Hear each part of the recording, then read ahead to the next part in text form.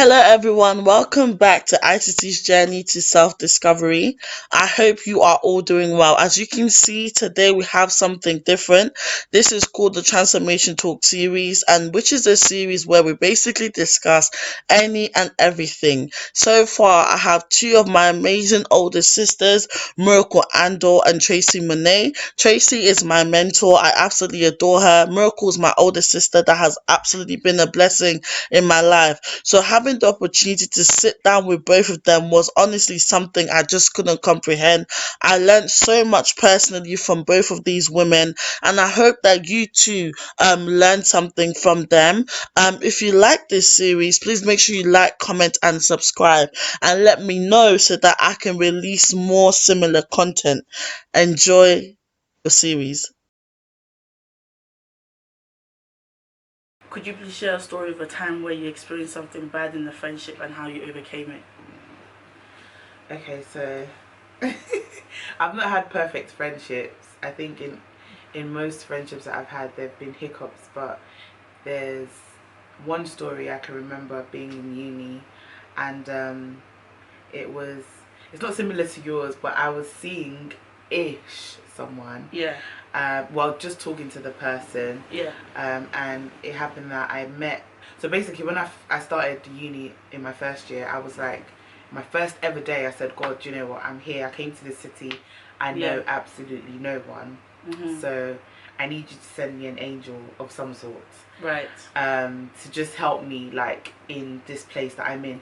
So on my first night ever, I met a guy who we became very close. Like, I didn't know I was going to become close to him, but I shall became close to him. Anywho, so we became close, and then you know when you become close to someone, you know, guys or girls, someone's gonna catch feelings. I caught feelings, he caught feelings. Yeah. Cool. But I didn't act upon my feelings because I wasn't sure. Yeah. And then my friends were all in the loop about who this person was. Now, mind you, this person has not, you know, like, you don't really know someone totally. Like, you don't know their surroundings, you don't know their friends, they don't know. You just met. You just know uni. What they show you. Exactly. Yeah. So he decided, like, he started to build a relationship with my friends. And became very close to my friends as well. Yeah. So I started to feel something wasn't right, and I was just like, you know what, I'm not feeling 100 about this person. Yeah. So every time I'm like, I don't want to see them. Yeah. He would go to my friends, and my friends would be like so happy to accommodate this person. Yeah. So even though I'm trying to break off my friendship or relationship with him because I feel like something isn't right. Yeah. But my friends are just like, who cares? Yeah. Just, you know, go with it. Okay, I don't know how in the history of things I find out that he's married and he has kids. And so I was like, what? This is I was like, this is why I wasn't, something just wasn't sitting 100%. Right. So then I tell my friends, I'm like, do you know what? This is not right, and I really don't want to entertain this person. Yeah. Yeah, he's a good person. He's done things, and then probably he's going through whatever it is. Yeah. But I want to cut this person off. I don't want this person within our friendship group. Yeah. But you know, sometimes, like, let's say people are. Remember the first thing I said to you was being like-minded and God-fearing, and we're all on the same page. So if we're not on that page, some people are looking at me like, but why? Who cares? Just do what you need to do. Yeah. But I'm like, for me, that's important because one day, me too, I'm going to be married. So under no circumstances do I want somebody to come and, you know, do the same thing to me because, no. So now I've cut the guy off. I don't talk to him. I don't entertain him. Yeah. He still sometimes sees my friends and stuff. Yeah. I go to uni one day, and then someone's looking at me like, are you Miracle? Yeah, I'm Miracle. What, so you're dating a married man? I said, oh what? My gosh. Pull up, rewind. Oh. I don't know the person. They don't know me. That, oh, this person said so and so and so. I was like, how did this story get from, this is somebody that's just my friend. It wasn't right, but with everything there was always integrity because that's just the type of person that I am. But when the moment I felt that something just isn't sitting right with me, and I'm not gonna take this further. Yeah. And obviously, as girls, I'll tell my friends that something is not right. Yeah. And then when I find out what isn't right, I'll also come and be like, okay, I found out what isn't right. Yeah. And so I was like, wow. How can basically you know the story and you've gone to twist it. So I held that for a long time. Like I did not. Yeah, because it must have been. It's not like I didn't forgive her, but I just never looked at her the same. Yeah. I was like, and then the way she said it, it was like it was something that was discussed within a group. Do you get? So everybody has this perception, but you're the only one that's been bold enough to go and say it. So rather than coming to, let's say, just come and confront me and be like, Miracle, like, this is not right, or let me know the full story. You guys have discussed this, even though you know the situation, and then you've come up with this consensus, and now you've gone to go and say it in uni. Does it make sense? So yeah, it didn't stick as a stigma though, because again, the way I carried myself in uni, everybody would tell you my integrity. Not that I'm trying to brag or anything, but my integrity spoke for me. So at a point, out of character. Exactly. People that knew me, even people that didn't know me, were like, it can't be that Christian. It just can't be her that would do that. So that was it. So it's just, it depends on how you carry yourself. But yeah, that was an instance that for me, that it really hurt me, but then at the same time I was like, I know the truth. So were you still friends with those people, or did you stop being friends with them? I stopped being friends with them. I think our lifestyle just was different as well. Like we just everybody went their separate ways. And for me, when I went to uni, I really made up my mind that I wanted to just be focused. I didn't want to be one of those people that when they say my name, everybody be like, hey, who's this type of person? I just wanted to keep myself, you know, to myself, but then I also wanted to really represent Christ in the best way. And that was always at the forefront. So if you weren't going to fall in line with my faith and with what I was trying to do with my life in general, then we couldn't be friends. Okay. So do you just a random question, are you still friends with some people from like uni? Yeah, of course. Okay. Some people, not everybody. So the next question I have for you is, what is a toxic friend? Or what's a toxic friendship in your opinion? Or what are the characteristics of like a toxic friendship? As I said before, I think somebody who is toxic in general is just, first of all, someone that's insecure, like has major insecurity issues and doesn't try to bring you down no matter what. Like let's say you know, this is the most random example, but I'm all dressed up, or we're both dressed up, or going out, then let's say this person doesn't feel confident in themselves, then they start attacking you. Do you think your hair is nice? Or do you think you could have done your makeup better? Do you understand? They don't really want you to feel, they want you to feel as bad as they're feeling. And they want you to be like as low as them. Yes. And it was during the time when my husband and I were like getting together and stuff, and there was stuff had happened in her own relationship, and you know, but it was almost like, if I can't be happy, then why should you be happy? But for me, if the whole time she was in her relationship, I was single, she was in a relationship for a long time, I was celebrating this, I'll be breaking my head that, oh, let this relationship work. But the moment I find someone and maybe things are a bit rocky in yours, then you're like, you know, you become, oh, why should you be happy? That's toxic. That right there, TOXIC. That's toxic. Right. It's gonna be there. It's gonna be here. Okay, so how did you overcome that? Did you still keep being friends with the person? Absolutely not. You just it gets to a point. It gets to a point where sometimes, and I know that for me, I'm the advocate of, you know, do what Jesus would do, be friends until the very end. But it gets to a point where you don't need that in your life. You don't need that negative energy all the time. You know, and sometimes you have to just separate yourself. It doesn't mean that you have a problem with that person. But the thing is as well, we're humans. Like, I won't lie to you, when I separated, it was a very drastic separation. Looking back, there's a better way to separate when it comes to friendships. But sometimes you're human. In the heat of the moment, things are very like, you know, hot, and you just act on emotions and on impulse, which is wrong. You know, you need to process everything and act properly. And in hindsight, I should have processed everything and acted properly, but because you cannot be friends with someone who will always want your downfall in everything. So I have a question. What if some people say, oh, I'm not being mean, I'm not being toxic, I'm just telling you the truth?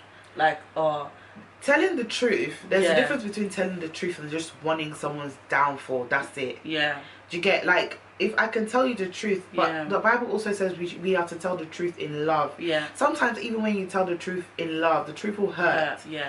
But you will know that it's coming from a caring Good place. place. For example, Yeah. let's say my friend is sleeping around Yeah. with a lot of guys or whatever it is. Yeah. I should be able to say to my friend, sis, this is not making you look good. Yeah. And I'm not saying that I won't come and be like, you're acting like a hoe. Like, Yeah. do you get that will cut someone deep. Yeah. But do you know what? Just give the advice. Yeah, behave in this way, Yeah. or this is how this is making you look, and I don't want you to look like that. Yeah. I can't impose my choice on you, but I feel like if you go this route, this is what is gonna make you, you know, look better, Yeah. or be better, Yeah. and I want it for your best interest. Okay. There's Yeah. a way you talk to someone and say something to someone, and they will feel the love, Yes. even when you're telling them off. Yeah. But there's sometimes where you say some things, and you know you have to be serious, like this is it. Yeah. But you know I'm coming to you from a place of love. And when it's true friendship, your friend will know you enough to know when you're telling them the truth. Yeah. Yeah. So what advice would you give to someone who's like, Miracle, I hear what you're saying, I totally agree with you. I have a friend, they are my only friend, and sometimes they put me down.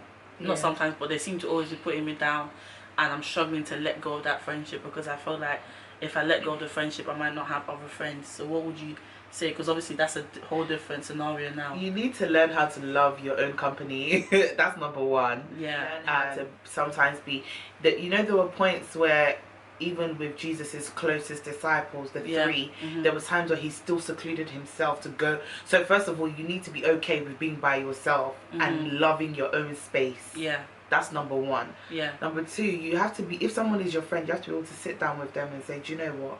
This is the way you're making me feel, and I don't like it. Sometimes the people might not even know that that's what they're doing. I agree. And it might be something that they have to address with themselves. And okay, why am I always negative? Have I got some insecurity issues? Am I passing my aggression onto someone else? You know, when you talk about, sometimes I feel like we are afraid to talk because we don't know what the other person's reaction is going to be. Yes. But then just speak about it. If they react badly, like, oh, don't talk to me, blah, blah, blah, then you know that, okay, it's time to just, you know, distance myself a little bit. Okay. But sometimes if you haven't actually addressed the issue or spoken about it, you will just never know what's on the other person's mind. So do you think that your standard of friendship, so you shared the story about university, obviously now you're married and you have a kid and everything, so do you feel like the standards that you had for friendships when you were like, let's say less than age of 23, let's say 20 to 23, is it different now that you're much older? Like the standards and what you expected. Yeah. I personally feel like I don't really have a large expectation anymore.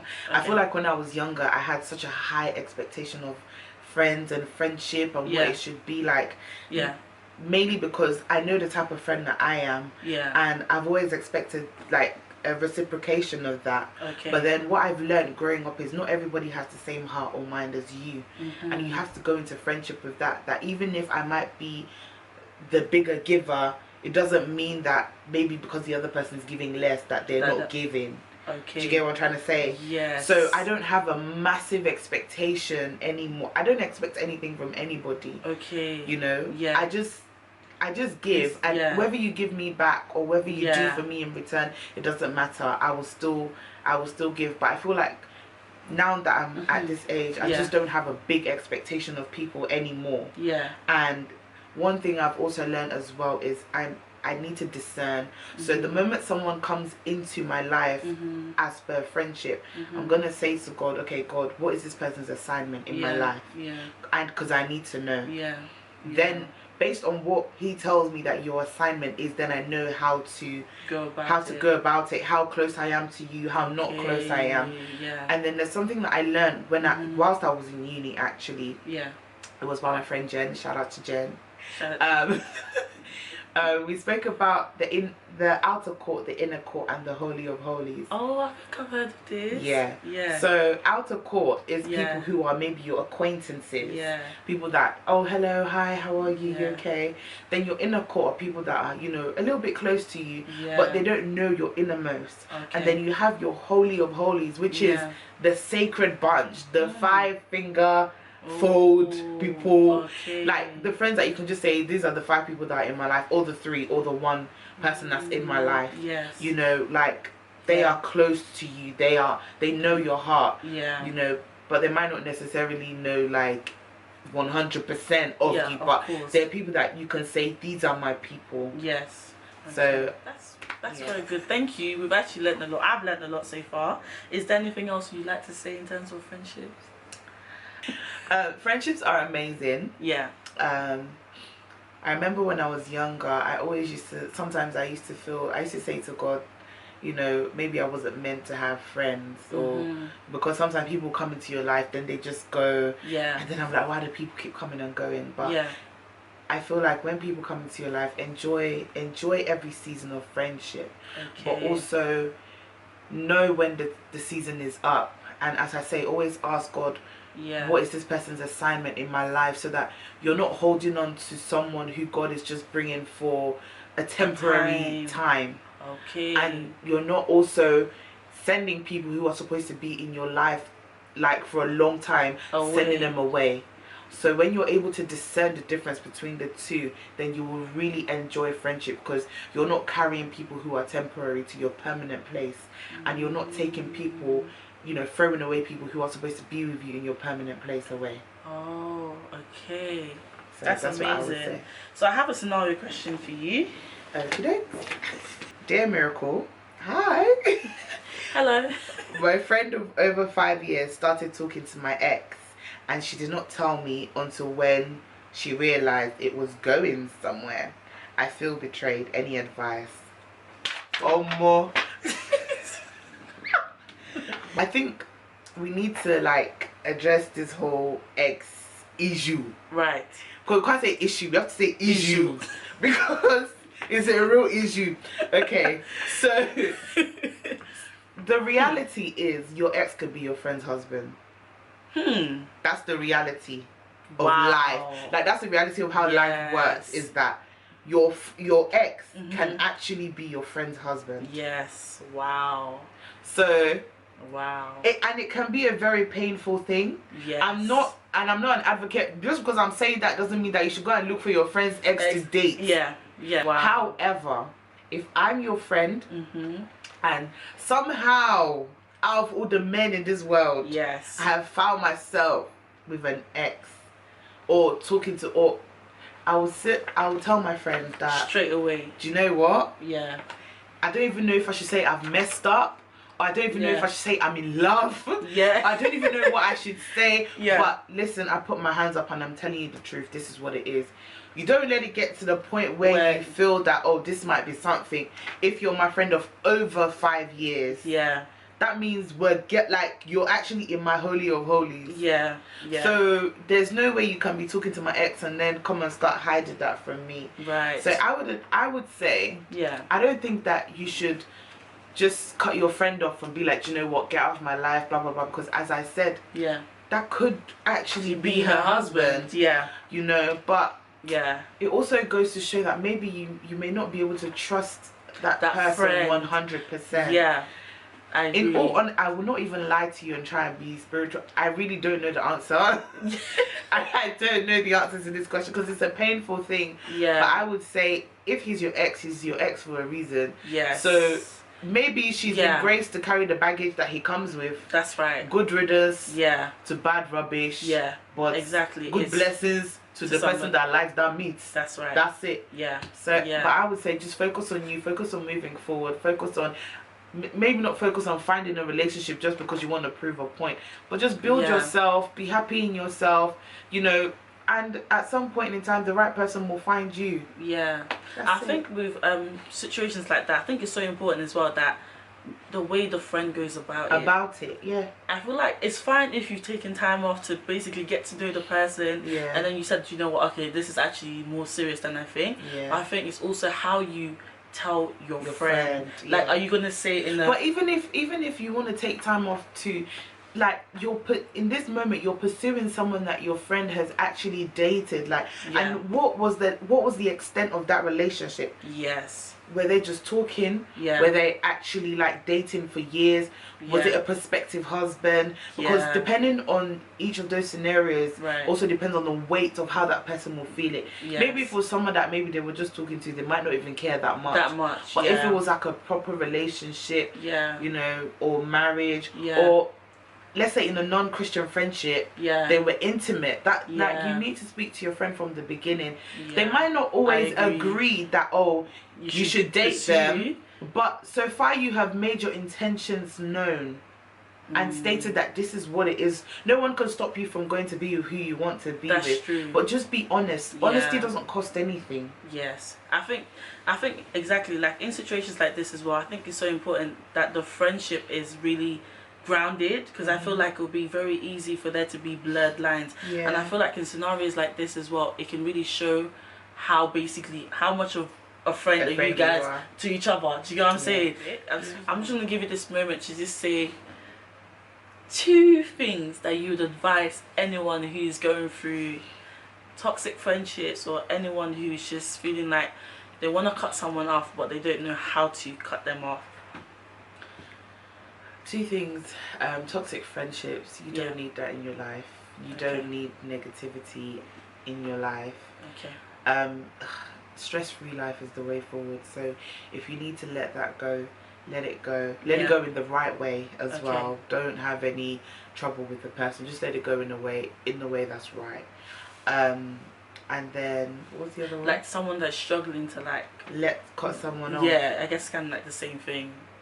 If you have a bad leg and you keep holding on to the bad leg and you don't go and get it treated, it's only going to get worse. Yes. So at some point you're going to desperately need healing. Yeah. And you don't want to leave it to the point where you're desperate. You want to go when it's not eaten you too deep. Yes. So let it go.